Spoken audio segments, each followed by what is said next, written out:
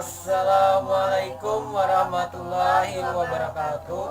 Kami dari kelompok 9 yang terdiri dari saya Fahri Jarapiki, Hadi Parisik, Nurmawida, Radina, Tina akan menjelaskan tentang benda-benda lain di tata surya.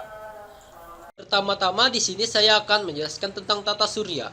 Seperti kita ketahui, tata surya adalah kumpulan benda langit yang terdiri atas sebuah bintang yang disebut matahari dan semua objek yang terikat oleh gaya gravitasinya. Objek-objek tersebut termasuk ke 8 buah planet yang sudah diketahui dengan orbit berbentuk elips, 5 planet kerdil atau katai, 173 satelit alami yang telah diidentifikasi, dan jutaan benda langit seperti meteor, asteroid, komet, dan lain-lainnya. Tata surya terbagi menjadi matahari, 4 planet bagian dalam, sabuk asteroid, 4 planet bagian luar, dan di bagian terluar adalah sabuk Kuiper dan piringan tersebar. Keempat planet terdalam, yaitu Merkurius, Venus, Bumi, dan Mars adalah planet kebumian yang terdiri atas batuan dan logam. Sementara itu, keempat planet terluar adalah planet raksasa yang jauh lebih besar dari planet kebumian.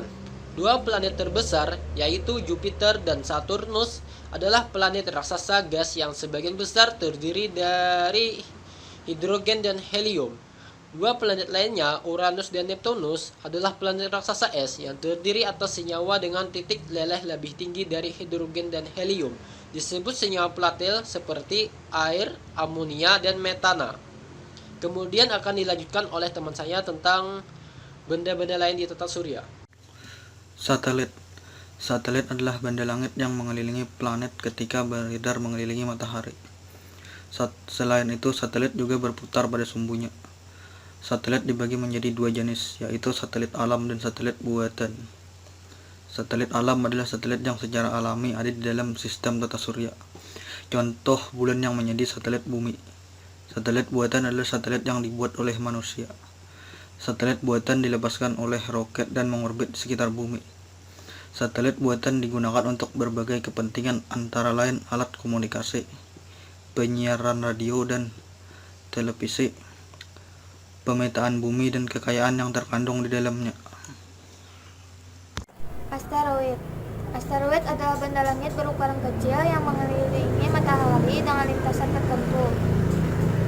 Para ahli meyakini bahwa asteroid merupakan sisa-sisa bahan pembentuk planet. Jumlah asteroid sangat banyak. Semua secara teratur berkumpul membentuk sabuk asteroid. Diameter sabuk asteroid sekitar 100 km. Sabuk asteroid ini berbentuk melingkar di antara planet Mars dan Jupiter. Sedangkan sabuk lainnya bernama sabuk Edgeworth Kuiper, terletak jauh di belakang planet Neptunus. Sabuk asteroid memerlukan waktu sekitar 3 hingga 6 tahun untuk sekali mengitari matahari. Asteroid yang satu dengan lainnya terpisah sejauh ribuan kilometer. Meskipun terpisah jauh, terkadang asteroid-asteroid ini bertubukan. Tubrukan tersebut menghasilkan pecahan batu yang lebih kecil atau disebut meteoroid. Ada beberapa ciri asteroid, yaitu bentuknya tidak beraturan, mengorbit pada matahari, tersusun atas debu dan es, memiliki ukuran yang lebih kecil daripada planet kerdil, benda langit yang tidak aktif, memiliki suhu sangat dingin, memiliki permukaan yang berbatu, jumlahnya banyak sekali dan tersebar di seluruh tata surya. Contoh asteroid yang pertama, Ceres, adalah sebuah planet kerdil yang terletak di sabuk asteroid dan merupakan asteroid pertama yang ditemukan pada tahun 1801 oleh Giuseppe Piazzi. Awalnya pada saat ditemukan Ceres dianggap sebagai sebuah planet, tapi kemudian Ceres diklarifikasi menjadi sebuah asteroid. Pada 20 Agustus 2006, Persatuan Astronomi Internasional memutuskan mengubah status Ceres menjadi planet Katai. Selain itu, ada juga asteroid dengan nama Pallas yang diameternya sekitar 500 km. Pallas ialah asteroid besar yang terletak pada sabuk asteroid sistem tata surya dan asteroid kedua yang ditemukan. Asteroid ini ditemukan dan dinamai oleh astronom Heinrich Wilhelm Matthaus Olbers pada tanggal 28 Maret 1802. Ada juga Pesta Hygeia, Interamnia, Baptistina, Cleopatra, Hector, Themis, Tautatis, dan Apopis.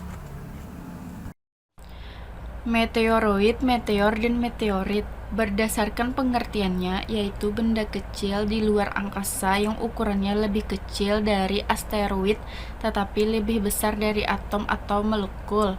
Maka sangat banyak meteorit yang ada di dalam sistem tata surya kita. Kebanyakan asteroid tersebut terbentuk karena adanya tabrakan antar benda tertentu. Bisa jadi asteroid, planet, atau komet satu dengan yang lain sehingga membuat sisa atau pecahan dari benda tersebut keluar dari lintas asalnya. Meteoroid yang tersebar secara bebas ini bisa memasuki atmosfer benda atau planet lain. Ketika sudah memasuki atmosfer bumi, maka meteoroid tersebut disebut meteor.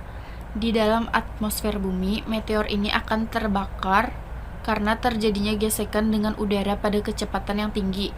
Kebanyakan dari meteor tersebut akan terbakar habis dan menguap sepenuhnya sehingga tidak mencapai permukaan bumi. Jenis-jenis meteor. Jenis-jenis meteor ini mempunyai kategori tertentu. Di antaranya sebagai berikut. 1. Berdasarkan komposisinya. Meteor berdasarkan komposisinya ini dibagi menjadi 3 jenis, di antaranya yaitu A. Meteorit besi, B. Meteorit stoni, C. Meteorit campuran besi dan stoni. 2. Berdasarkan asal-usulnya. Meteorit berdasarkan asal-usulnya ini dibedakan menjadi 3 macam, yaitu sebagai berikut. A. Meteorit asteroidal atau keplanetan, B. Meteor kekometan, C. Meteor parabolis. 3. Berdasarkan hujan meteornya. Meteorit berdasarkan hujan meteornya ini dibedakan menjadi 4 macam, yaitu diantaranya sebagai berikut. A. Hujan meteor Orionid, B. Hujan meteor Perseid, C. Hujan meteor Geminids, D. Hujan meteor Quadrantid. Contoh meteorit. Ada beberapa contoh meteorit yang harus diketahui, yaitu diantaranya sebagai berikut. 1. Stoni. Stoni juga bisa disebut dengan meteorit bebatuan.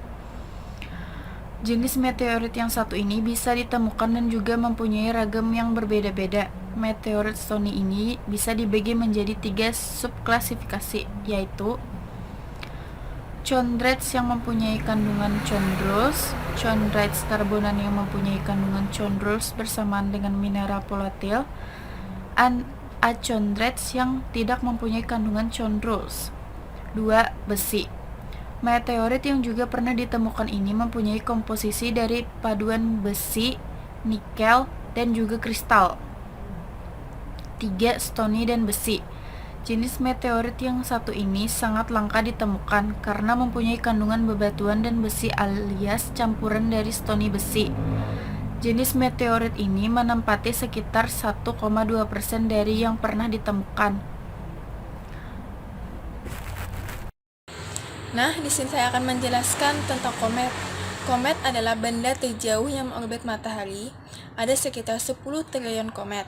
Mereka adalah salju debu sebesar gunung, tetapi tak bisa terlihat oleh mata. Terkadang, salah satu komet melewati bumi dan menjadi cukup besar dan terang untuk dilihat. Komet adalah campuran, kira-kira sepertiga batu berdebu dan 2/3 es dan salju. Pada tahun 1951, astronom Amerika Fred Weiffel menggambarkannya sebagai bola salju debu, dan itulah julukan komet hingga sekarang. Keadaan komet sudah seperti itu sejak terjadinya tata surya 4,6 miliar tahun yang lalu. Salah satu komet yang pernah sangat dekat dengan bumi adalah komet Halley. Ciri-ciri komet: 1. Tersusun atas partikel debu dan es yang telah membeku. 2. Memiliki orbit atau lintasan yang berbentuk lonjong atau elips. 3. Sangat mudah terbakar, terlebih di bagian ekornya. Bagian-bagian komet. 1. Inti komet merupakan bagian yang paling terlihat dari bumi ketika posisi komet masih jauh dari matahari. 2. merupakan daerah yang penuh kabut atau daerah yang mirip dengan tabir yang menyelimuti inti komet. 3. Lapisan hidrogen. Lapisan hidrogen merupakan lapisan yang menyelimuti koma sehingga tidak tampak oleh mata manusia. 4. Ekor. Ekor merupakan gas bercahaya yang terjadi ketika komet lewat di dekat matahari. Jenis-jenis komet. 1. Komet berekor panjang. 2. Komet berekor pendek. Komet ada yang non-periodik dan periodik. Komet non-periodik, dari sekian banyak nama komet, ada beberapa jenis komet yang hanya ditemukan sekali. Diperkirakan karena orbit yang sangat panjang dan lama untuk melewati satu putaran yang disebut komet non-periodik. Contohnya, komet Arend-Roland, komet Brooks, komet Ikeyaseki, komet Lolin, dan komet Kohoutek. 2. Komet periodik. Komet periodik rata-rata memiliki jarak yang orbit yang lebih pendek, sehingga untuk kembali pada satu titik yang sama bisa ditempuh dalam waktu yang lebih cepat. Tidak mengherankan bila komet yang dikategorikan sebagai komet periodik ini bisa dilihat beberapa tahun sekali. Contohnya, komet Halley, komet Hadley, komet Koch, dan komet Encke. Terima kasih. Sekian dari kami. Mohon maaf kalau ada kekurangan. Wassalamualaikum warahmatullahi wabarakatuh.